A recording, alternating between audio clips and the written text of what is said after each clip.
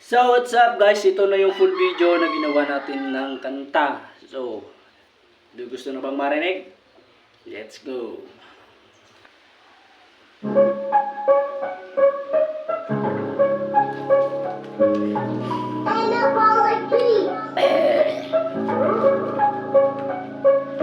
Simulan na natin ang pagkwento ng istorya ng isang ama, tinaboy na pamilya. Sa trabahong ilegal, buhay niya sinugal, kakayanin ang lahat para sa kanyang mahal. Ang pag-ibig ng ama ay di matutumpasan, hanggang ialay ang sarili para sa kinabukasan ng kanyang mga anak. Kahit dugo ay dumanak at hindi nadanasin patinahan ng paghihirap.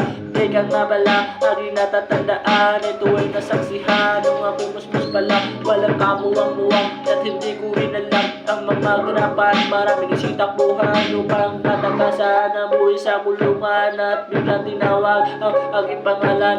Ako ito dyan, ang iyong tatay, na halika na sumama ka, sumakay naman. Ano ito ama, saan tayo pupunta? At tanong ng batang kalong-kalong ng kanyang ama. Pasensya na anak kung ikaw ay nadaman. Ito lang ang naisip sa pag-angat ng ating buhay. Ilagan man kung ituring, wala akong pagpipilian. Kapag tinanggihan ang alok ng samahan, hindi masisiguro na ako pa'y maaarawan. Sabihin sa iyong ina na babalik ako, hindi ko lang alam kung hanggang kailan ito matatapos ang trabaho na hindi ko ginusto. Nang dahil sa pangako, dahil sa kaibigan na malaking partihan sa loob ng samahan, hindi nagalilangan na ako ay sumama. Hindi rin akalain ang di buhay iba, mga makasalanan ang ginagawa nila. Gusto ko umalas pero di ko magawa.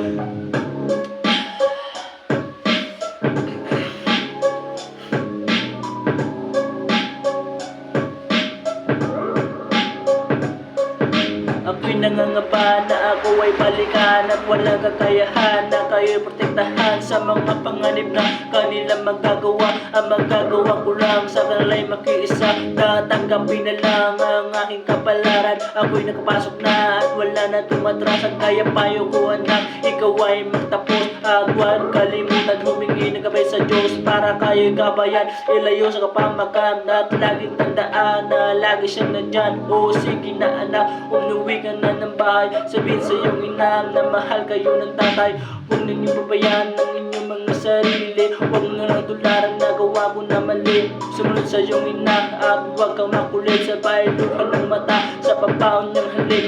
Napakasakit na kanya pamamaalam. Ano ba ang dapat kong gawin upang matulungan ang aking ama na biktima lang ng mga taong bito? Kay halang ilang taon ang makalipas, naming napalitaan isang bangkay na tagpuan sa may pangpang. Biglang lumakas ang kabog ng dibdib, hindi mapakali at pumasok sa silid. At ako'y nagdarasal na kayo ay ligtas at nang pumunta sa lugar. Biglang bumagal ang mga oras, nakita ko kayo parang gumuho ang mundo. Ako'y napaluhod habang nakayuko at hindi ko matanggap na ito ang nangyari. Pero bago ang lahat, nabasa ko ang iyong mensahe. Hindi ba sabi mo ay uuwi ka na? Pero bakit ganito, iniwan kami nag-iisa? Ito na ba ang sinasabi mo noon na kapag may tumiwalang merong di babaon? 5 mga bala ang iyong tinanggap, 2 sa likod, 3 sa harap.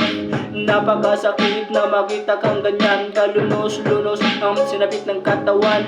Paalam na ama, hanggang dito na lang ang iyong kwento na hindi nila alam.